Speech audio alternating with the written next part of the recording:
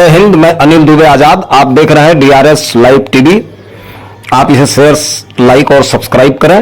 हाँ, bell icon दबाना न भूलें ताकि आप जुड़े रहें देश दुनिया की खबरों के साथ साथ अपनी लोकल खबरों से भी, जहां खबरें छिपती नहीं दिखती हैं।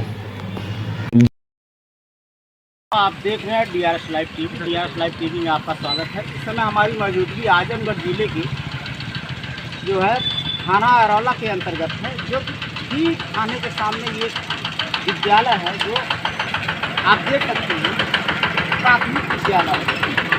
प्राथमिक विद्यालय में बच्चों की संख्या अच्छी खासी है। इसीलिए कार्यरत थे अशोक यादव, जो कि गौरी के रहने वाले बताए जा रहे हैं। अम्बेडकर नगर पुलिस के प्रशासन ने उनको 80 किलो गांजा के संबंध में उनको गिरफ्तार करके जेल भेज दिया है। आप देख सकते हैं, जब सरकारी सर्वेंट जिस तरीके का काम करेगा, समाज में क्या संदेश जाएगा, बच्चों को क्या शिक्षा देगा। बच्चे अगर यहाँ से पढ़ करके, इनके पढ़ाए हुए बच्चे क्या बनेंगे? स्मगलर बनेंगे, गांजा सप्लायर बनेंगे, क्या बनाएंगे उन बच्चों को, जब खुद अपने आप पर वो काबू नहीं रख सकते। जहाँ पर सरकार उनको 80,000, 75,000, 70,000 का मान दे देती है हर महीने। उस तरीके की शर्मनाक हरकत करने वाले अशोक यादव इस विद्यालय में कार्यरत। आप देख सकते हैं विद्यालय पर हम इस समय मौजूद है। अरौला थाने के ठीक सामने जो है यह विद्यालय प्राथमिक विद्यालय है, जिसमें अशोक यादव प्रधानाचार्य पद पर कार्यरत थे। और ऐसी हरकत उन्होंने कर दी है कि शिक्षा जगत को सर्वसार कर दिया है। एकदम शर्म से झुक गए हैं लोग जो कि शिक्षक हैं यहाँ पर। वो शिक्षक से हमने बात करना चाहा, उनसे कुछ जानना चाहा, वो नज़र नहीं मिला सकते हैं। नज़र नहीं मिलाने के काबिल नहीं अपने आप को समझ रहे हैं।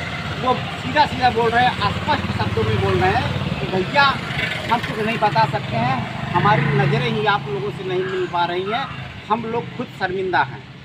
जो कार्य उन्होंने किया है यहाँ के प्रधानाचार्य ने, ऐसा कार्य क्या होना चाहिए। आप बने रहिए डीआरएस लाइव टीवी के साथ। नए अपडेट में हम आपसे फिर मिलते हैं। नमस्कार, जय हिंद, जय भारत।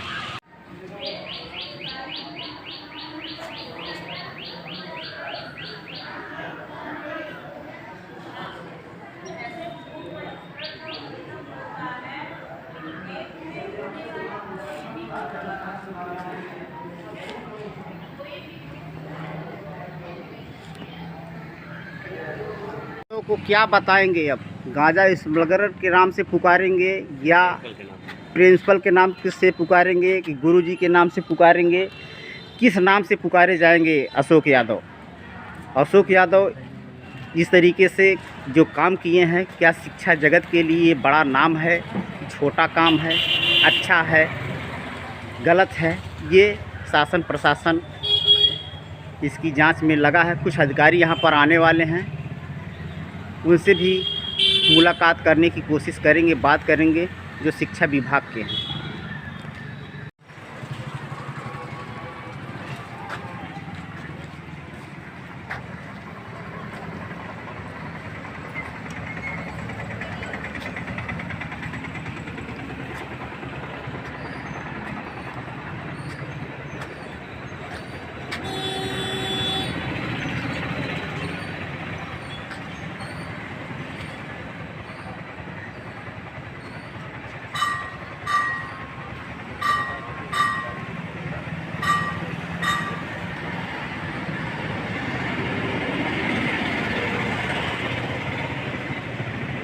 ऐसी क्या मजबूरी रही होगी अशोक यादव की, जो यहाँ पर प्रधानाचार्य थे, वो इन्होंने गांजा स्मगलर का काम करते थे, गांजा स्मगलरिंग करते थे, गांजा सप्लाई करते थे। अशोक यादव यहाँ पर प्रधानाचार्य थे, इसके बाद भी वो गांजा सप्लायर का काम करते थे। और जहाँ पर उन्होंने इस तरीके का कार्य किया है, वही ये विद्यालय है जिसमें वो शिक्षा देते थे। प्राथमिक विद्यालय, सरकारी विद्यालय, प्राइमरी विद्यालय है ये, अरौला थाने के ठीक सामने। आप इसमें देख सकते हैं, बच्चे हैं, अध्यापक हैं, शर्म से नज़रें झुकी हुई हैं, बेचारे शर्म से बाहर नहीं निकल रहे हैं सब। ये हालात है इस विद्यालय की, शर्म से सब परेशान हैं, शर्म से नज़रें झुकी हुई हैं। ये हालात हैं इस विद्यालय के मौके पर, जो कि कभी इसी अध्यापक को लेकर के बच्चे गुरुजी कहा करते थे। अब क्या कहेंगे इस गुरुजी को, अब क्या बोलेंगे इनको? मेरे व्हाट्सएप अपना नाम बताइए सर, क्या नाम है आपका? किस पद संतोष पर? कुमार सिंह। मैं इस समय खंड शिक्षा अधिकारी पवई के मुख्य प्रभार पे और अहरौला के सहायक प्रभार पे मैं हूँ, कार्यरत हूँ जी और सितंबर माह से मैं अहरौला का प्रभार देख रहा हूँ। जी। जानना चाहेंगे मामला ये एक अशोक यादव करके प्रधानाध्यापक हैं, अहरौला में नियुक्त हैं, जिनके खिलाफ में ये मिला है कि 80 किलो 300 ग्राम गांजा पकड़े गए, जो 8 लाख के कीमत उसकी बताई जा रही है। इस पे आप क्या कहना चाहेंगे? अगर प्रशासन ने उनको इस तरह से बरामद करके जेल भेज दिया तो आप किस तरह से कानूनी कार्रवाई करना चाहेंगे?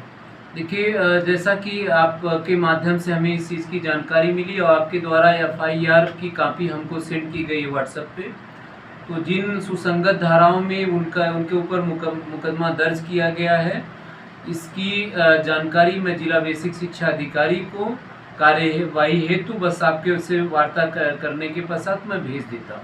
आपको क्या लगता है कि अगर इस तरह से अध्यापक करते हैं तो उसके खिलाफ कैसी कानूनी कार्रवाई की जा सकती है? देखिए, ये बहुत ही गंभीर मामला है और अध्यापक एक न केवल एक पद होता है, बल्कि एक गरिमा और एक नैतिक उससे जुड़ा हुआ पद है। इसमें नैतिकता का बहुत बड़ा महत्व होता है। तो अगर इस तरह के मामले में वो संलिप्त रहे हैं तो मैं चाहूँगा कि कठोर कार्यवाही उनके विरुद्ध हो और अगर ये दोष सिद्ध होता है तो विभाग निश्चित रूप से जो भी ऐसे व्यक्ति की सेवा समाप्त करने में मुझे नहीं लगता है कि कोई उसमें गुरेज होगा और मैं हर प्रकार से इसकी निंदा करता हूँ। ये अनैतिक, घोर अनैतिक और घोर आपराधिक कृत्य है। इनकी सैलरी कितनी रही होगी सर जी? जो मुझे जानकारी है, ये एक वरिष्ठ अध्यापक रहे हैं और हमारे सम्मिलन विद्यालय के प्रभारी प्रधानाध्यापक रहे हैं। तो मुझे लगता है कि इनकी सैलरी 1 लाख के आसपास, जो मुझे लगता है। जी। तो 1 लाख सैलरी में क्या इनको कमी लग रही थी कि जो ये ऐसा काम करने के लिए मजबूर हो गए? देखिए, ये एक ऐसा विषय है, अब ये तो आपराधिक मनोवृत्ति का प्रश्न है और संतुष्टि और संतृप्तता का प्रश्न है। इस पे मैं कोई टिप्पणी जो है अपनी तरफ से नहीं करना चाहूँगा। धन्यवाद। जब सर ऐसे तस्करी करेंगे या फिर तस्करी करेंगे तो बच्चों को क्या शिक्षा देंगे? मैं आपकी संवेदनशील पत्रकारिता को धन्यवाद देता हूँ और जैसा कि आपने मुझे सुबह ही फ़ोन किया और मुझे इस विषय पे अवगत कराया और मैं आपके वार्तालाप के क्रम में जो मुझे बातें निकल के आई कि ये मामला आपराधिक कृत्य के अलावा नैतिक और सामाजिक कृत्य से भी जुड़ा हुआ है। अगर इस तरह के व्यक्ति जो है वो हमारे शिक्षा जगत में आएंगे तो निश्चित रूप से शिक्षा जगत वो नीचे जाएगा, उसकी अवनति होगी और जो हमारे बच्चे हैं जिनका भविष्य का पुनर्निर्माण हमें करना है, जिनको हमें सेध देना है, उनके लिए भी एक बहुत बड़ा ये कुठाराघात है।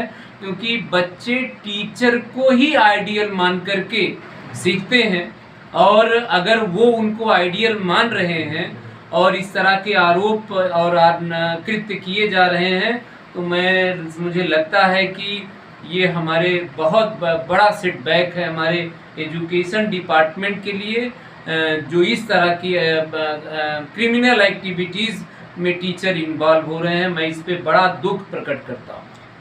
इनके ऊपर जो भी कार्रवाई करना चाहेंगे आप, किस तरीके से कार्रवाई करने की? जैसा कि मैंने आपको बताया कि विधि तब तक किसी को दोषी नहीं मानती है जब तक कि उसके ऊपर अपराध सिद्ध ना हो जाए। क्योंकि इन्हें जेल निरुद्ध किया गया है, अब आपराधिक क्रिमिनल ट्रायल उस पर होगा, क्रिमिनल प्रोसीडिंग आगे बढ़ेगी। लेकिन मैं अभी जो आपकी FIR की कॉपी आपने सेंड की है मुझे, उसके साथ ही मैं अपनी आख्या जिला बेसिक शिक्षा अधिकारी को प्रेषित कर दूंगा। अंतिम कार्यवाही जो है वो जिला बेसिक शिक्षा अधिकारी क्या को- सर अभी तक आप उनको दोषी नहीं मान रहे हैं? नहीं, जैसे दोष मानना या ना मानना that is the matter of the court. हम कैसे किसी को दोषी मान ले और कैसे किसी को ना दोषी माने, तो जब वो अंडर प्रोसीडिंग है तो इस पे हम कोई कमेंट जो है। अगर उनको जेल भेजा गया है तो किस आधार पे भेजा गया होगा? अगर दोष रहा होगा तभी तो जेल भेजा गया है। इस पे कोई कमेंट नहीं है। मतलब ये that is the part of the criminal proceeding. और चूंकि मैंने I have not seen even the FIR, तो जब तक FIR मैं नहीं देख लेता तो इस पे I don't want to say any comment regarding to it. Okay, thank you. Okay.